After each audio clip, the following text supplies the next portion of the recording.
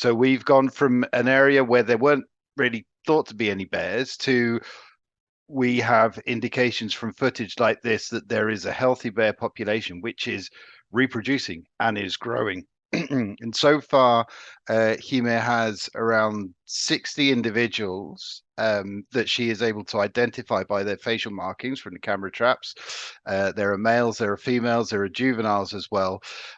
So we, through this camera trap work, we're slowly starting to learn about this population of which previously there wasn't really anything known at all. So straight away, there's a kind of an education there that actually Latin America has bears as well.